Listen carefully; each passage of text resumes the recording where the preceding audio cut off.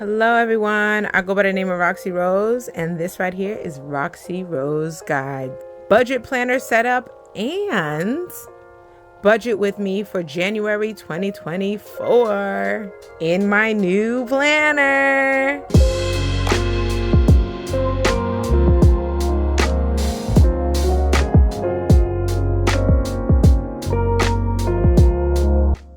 Hello everyone, so welcome and welcome back, y'all.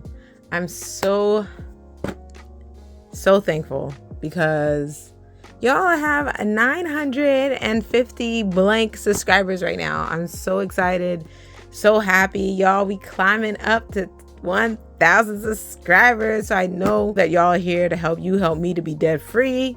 One way to do that is go ahead and like and subscribe if you're new here. I'm Roxy Rose, guys. I got you through all of my personal budget, finance, debt payoff, along with other stuff I'm trying to get into.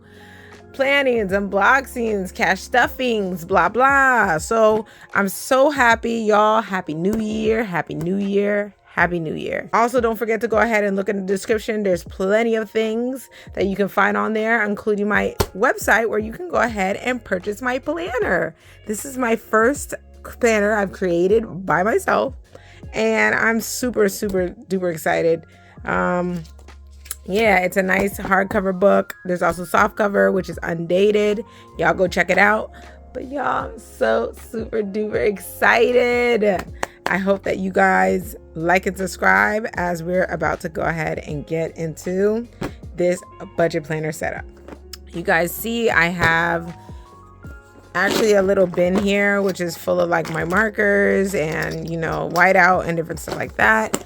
Then we have a bunch of different stickers. I have a bunch of Happy Planner stickers and different stuff like that. So I have stickers that I put in my book and also other things. So I really don't have a specific plan on how we're going to set up this planner.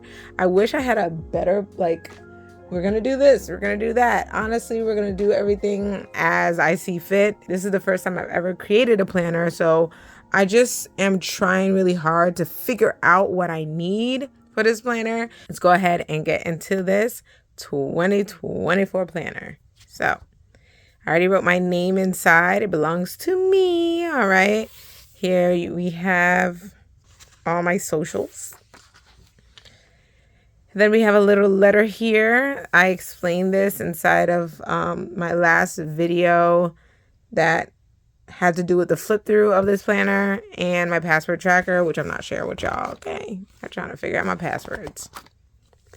Now let's go ahead and get into some of the meat and potatoes. The first one, my why. All right. It's asking to share my why on why I want to budget and get my finances in order. So my big why is really to build some generational wealth for my family in my future, to change my relationship with money, and also to live a richer life. So one of the people that I really started following a lot more is Uppbeat. I know you guys have probably seen his Netflix show. Him and the Budgetnista have been doing it up. And if you saw, I got the Budgetnista, her new book. But Uppbeat has been somebody that's like, me and my mom like watching him. And it's funny because I think that he is actually a financial marriage counselor. I really love all that he's doing. So I've kind of pushed away from the ideas of Dave Ramsey and other people and kind of pushed towards that living a richer life, not richer as in monetarily, but richer as in quality, richer as in luxury if you want it, richer as in better and bigger experiences that help you achieve your goals. So I'm just going to write a bunch here that I was thinking about. Oh, and the last part is not to depend on others to retire. I want to make sure I'm able to help create a system that retires me and my husband the way that we want to, and not depend on our kids to retire us and put that financial burden on them. All right. And that kind of takes us right into a money relationship. So what are your experiences with money, both negative and positive, and how were you raised? So I kind of mentioned this definitely the last 2 years in my budget planner, but this is the reason why I kind of want to change money relationship in my family.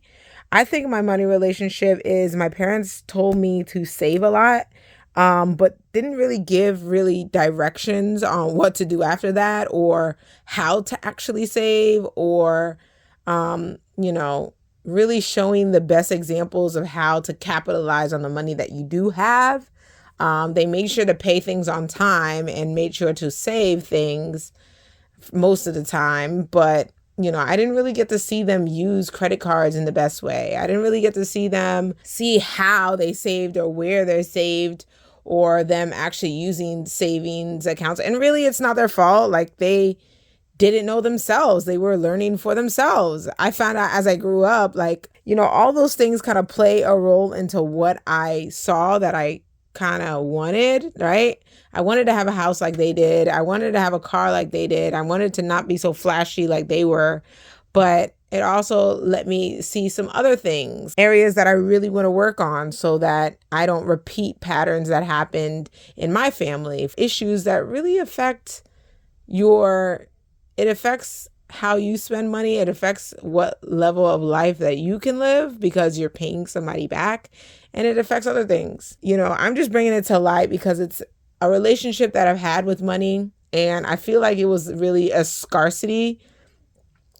I always felt like money, I wasn't sure when money was going to come. We always grew up with that idea, like, you don't have enough for that. You don't have enough for that. You don't, like, so I always thought it was really important, especially when I got into adulthood, to definitely save. I didn't do it as much when I was younger, but, I got to understand why it's important to save, why it's important to pay things off, why it's important to make sure you're really in good standing when it comes to credit, when it comes to finances, and all of that. So I'm going to go ahead and add that here. I also want to add 2 things about the money relationship. So this is like how you grew up, but then also your experience and what you took from it. It's also like not to blame anybody. I know my parents had their own relationship with money based on how they grew up. They both actually didn't come from like horrible family background where nobody had any money. That is not the case for both of them. And yet they still struggled to go ahead and show me and my siblings how exactly to organize and get our money in a right stance. So this has nothing to do with like always where you come from or what the experience is. It's really what you take from it and what you decide to do with your life. But I don't blame my parents at all. I feel like they did the best that they could and showed me the best that they could. And a lot of it they didn't know. One part is not knowing and also not asking. I feel like that's something that happens a lot. You not sure exactly where to invest or what to do, but you don't really ask questions, or you ask people that can't really they give you answers, but they're like the commercial answers. If you go to the bank, you can ask them a bunch of questions and they'll tell you, you could do this or you could do that or you could do this, but sometimes you don't even understand what they're saying. So yeah, like not knowing, but also not asking, and also talking a lot and there being no action behind it. That's another thing. So like saying, I want to do this, I'm going to do that, I'm going to do that, but not really putting action behind it to make sure that those things are done. So, I mean, that's what I noticed with my relationship with money and where it stems from, which is usually the family. It's usually the family, usually past experiences. And, I've had my own share of things that have made me definitely reconsider and how I look at money and want to fix it. Also, my own experiences and my own failures. As I always say on this channel, in 2016, I went ahead and moved. I've already been moved out for a few years, but I finally moved out on my own. And my grace period for all my student loans came to an end. And I was literally sitting down trying to figure out, like, why don't I have any money in my account? Like, what's going on? Why do I feel like I don't have money to go out and live my life at 20, whatever age I was? I was in my early 20s, because I think it was after I got with my now husband. But I was wondering where the money was going. And I literally sat down one day, went through every single account I had, wrote it down in a notebook, my first notebook that I ever, did for my budgeting. And I went on Pinterest to see like how I could do it. But I literally wrote down every single thing that I owe, every single amount that I have in my bank accounts, every single creditor that I owe to, including my student loans. And I found out I only made enough to pay my rent, my utilities, and my student loans. After that, I'd probably have extra $30 for the month. And that was for food. So I was like, what life is this? This doesn't make any sense. Why am I not? So then I found out about income repayment plans. Then I found out that I could spend other ways. Then I found out that I was being charged bank fees for things that I didn't need to be charged bank fees for. And I found out that I really needed a budget. So these are areas, I found out that I was in collections because I hadn't paid off something from 2-3 years prior, and I didn't really look into it, and I moved. So it's not like I was getting any correspondence. Y'all, it's like little things like that. Like, things build up, and things from your past and your own experiences affect you as well. So those things definitely affected my relationship with money. And then now it makes me, think about some new things. So what are some things you want to change and improve in your financial life? I want to change my mindset around money. My mindset about money has been a place of scarcity, and I'm trying to allow myself to kind of do, like Ramit says, live a richer life. How can I set myself up so things are not in a space of I'm only doing it because I'm not sure if I'm going to have it ever again, or just racking up as much money as possible and being completely cheap in all these areas, but really organizing it so I'm spending on areas that I want and not spending as much on areas that I don't really care for. I need to organize, and that's why I created this book, just to organize better. I need to plan earlier. Planning early saves you money. Doing things last minute costs you money. You ever heard of the term like time is money? Well, time is money, especially when you're late, because they charge you an arm and a leg because you're late, and you pay an arm and a leg because you don't plan things out, because you don't. And I'm saying you, but it's really me. I did that. I didn't plan things out on time, so you'd have to rush. Have you ever had a rush to go to a dinner or a birthday and you didn't go early enough, you left late, so now you can't find parking, now you have to pay for parking when you could have went earlier? You could have got dressed and did what you needed to in the car, you could have found a parking spot, you could have got there on time, and you could have probably parked on the street and had to pay way less parking than you had to parking in that parking lot. Like, it's simple things like that, but over time it adds up. And for me, it frustrates me tremendously. So just, that. My emotions on waste. I get extremely emotional when I feel like money is wasted. Extremely emotional. Like, I'll brawl out and cry. And that is a problem, I think. I feel like time is money, and my time is really something to look forward to, but money is also like, I hate that money is just thrown out the window, that people wasted on this and that. But essentially it's their money to waste, and it's my money, even though it's spent not how I would like it to be spent. I just need to kind of take a woosah and be able to understand that I'm going to do better next time. And that is an area that I'm working on. I need to automate. I need to do more automatic transactions to to do my payments, to do other things. I think it will save me a lot more money and a lot more time just automating.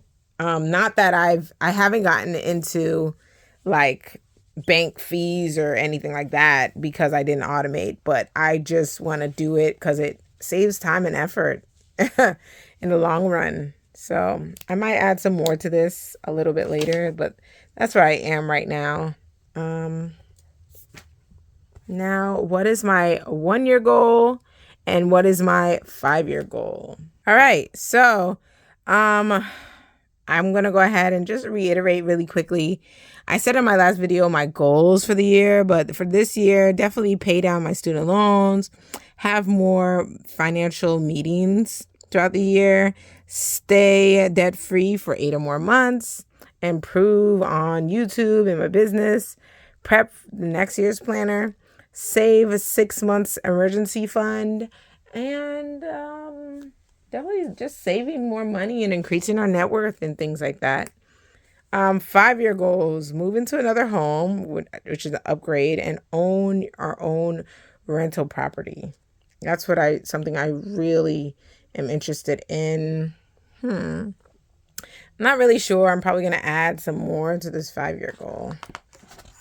All right, here we have a year at a glance. I can't say for right now what I want to do with that. I could put birthdays, I could put other things that are super important, but I'm going to come back to that another time. And quarter one. So right now is quarter one. Quarter one would be January, February, March. And I want to think about what are the goals that we're going to have and how I'm going to achieve them. I put some steps over here. So, one big financial goal is to save 10K. Like I said, save 10K, that'd be amazing. And one way to do that is to cash stuff. Another thing is to do savings challenges and really stick to it and probably less spending. Another goal, stay debt free. I want to stay credit card debt free. I want to stay credit card debt free. That'd be great. And then, Lord, I don't even know what another goal would be. I know I'm going back to work, so managing my business. I'm going to go into the action steps a little bit later, probably come back to this, but those are some things I'm interested in. So now we are at our month at a glance. Let's zoom in on here. So month at a glance, it has our monthly goals, our Bible verse. So if you're thinking about one, to-do list, reminders, shopping list, birthdays, and events. Okay, so here we got, my goal this month is just to start the sinking funds and the savings challenges. We got our to-do list, which is basically all of the videos that need to be filmed. Some birthdays, and Mavis and Patty, their birthdays are this month. And yeah, oh, also my grandma's birthday is this month. All right, so now we have a smaller calendar. Yeah, let me zoom out. This is a small calendar, and it has all the things, like things to remember and notes. I'm just going to go ahead and fill in these numbers with my pen.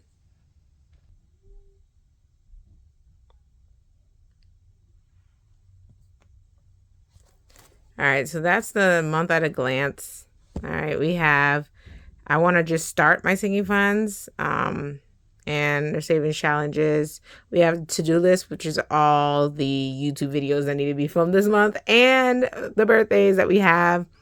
I'm just going to do a small shopping list, just things that I need for this month, which is another pump. And I'm not sure about events right now. Here we have the calendar. I just filled it in.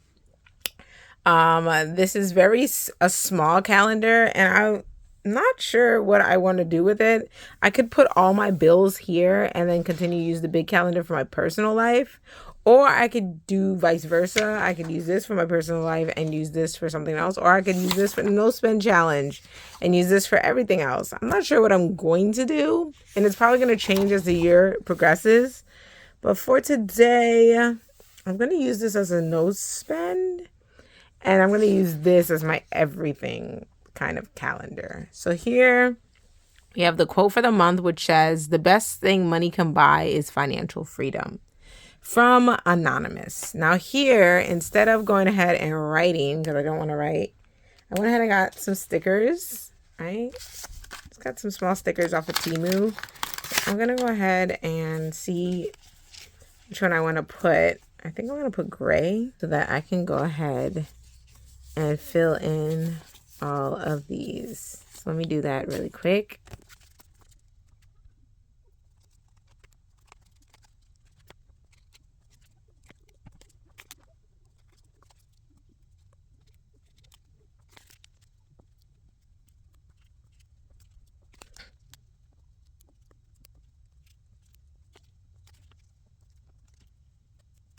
Alrighty, so here we have the whole month all spread out. I have these for the rest of the time and some little extra ones just in case, which is really cool. So yeah, I like these. I'm going to continue with these. It has a small to-do list and my 3 priorities for the month. What are my 3 priorities for the month? I feel like I already put them in my goals. So y'all, I got tired, but I want to go ahead and finish this next. Hey y'all, so I actually looked through the video and realized there's so much missing, y'all. I didn't get to go through everything. So let me go ahead. I'm going back through and I'm making sure that I add certain things. The first part for January, I went ahead and added my Bible verse for the month, which is Romans 12:2, the New King James Version, "And do not be conformed to this world, but be transformed by the renewing of your mind, that you may prove what is that good and acceptable and perfect will of God." All right. That's my focus for this month. I also added some things on here that are helpful. Give myself a pep talk, some daily reminders, some reminders for this month. I wanted to do a prayer board versus a vision board. I've been hearing about it. I've been seeing it. Sounds like a good idea. I want to try it. And then this says faith makes it possible, but not easy. Okay, so that's definitely true. And shine like the whole universe is yours, because it is. So here is my spread for January. These are all the things that I've done so far, including doing my nails. Haha. But I also have my I don't like them. I don't like them. I also got all my bills here and when I'm supposed to be getting paid, which is this date and this date before I return back to work. There's just so much going on and I'm trying to figure it out. This is a small little habit tracker sticker, so I added it on here. It's one thing that I want to do this month, which is read. So I'm trying to put in all the days that I've read. And here you guys have already seen these parts. And it continues because, I mean, this is going to be the same as the first one. I'm just going to repeat it. And that's it for the month of January. Back to the video. So I'm going to just keep going forward. Now we have our January budget, which is the meat and potatoes of what we're really trying to do here. Okay, so I'm going to go ahead and put my budget in for the entire month. I'm just going to fast forward through the rest of this. I'm going to put my budget in for the whole month, and then we'll discuss it.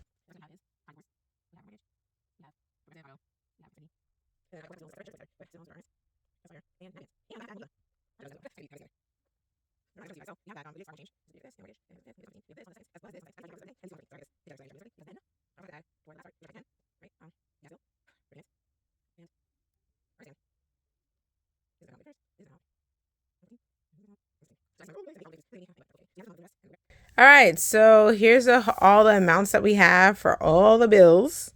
All right, and now I have debt overpayment. This is debt and loan overpayment.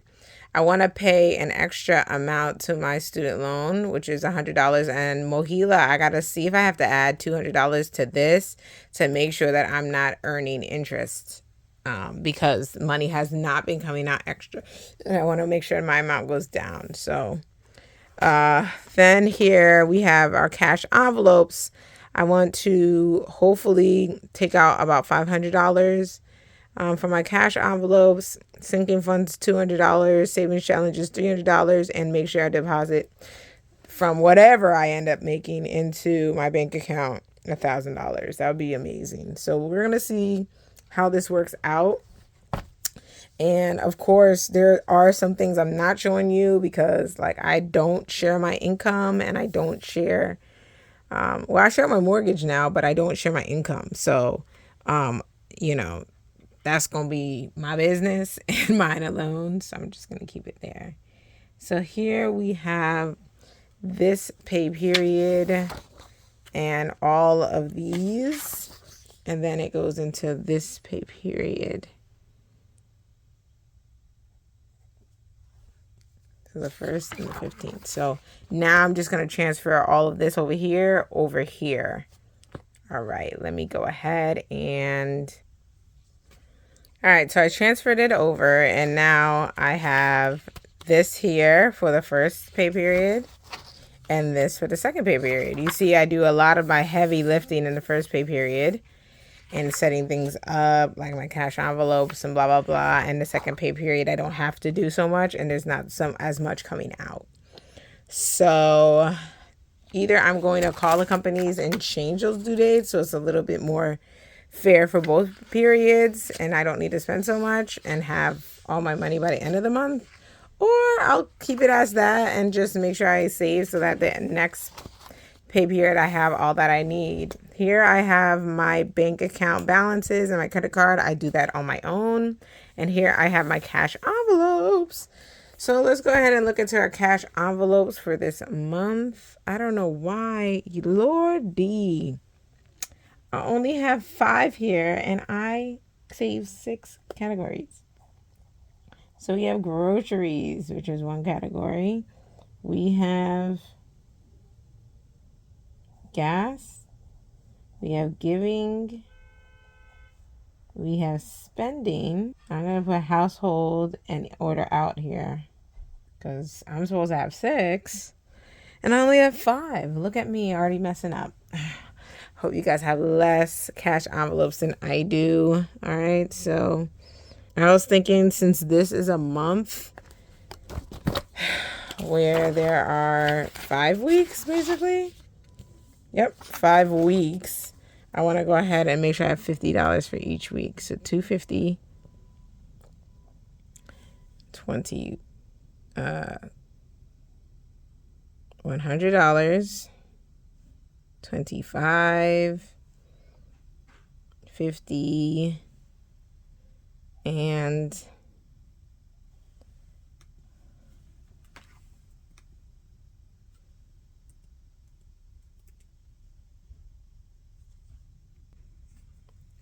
order 50, and the other one is 50. It's not 50 per week, it's 50 for the month, for the entire month, split up. So that's what I was thinking. We'll see how that goes. We have our savings challenges, which I'm thinking about. So we have the 50 envelope savings challenge.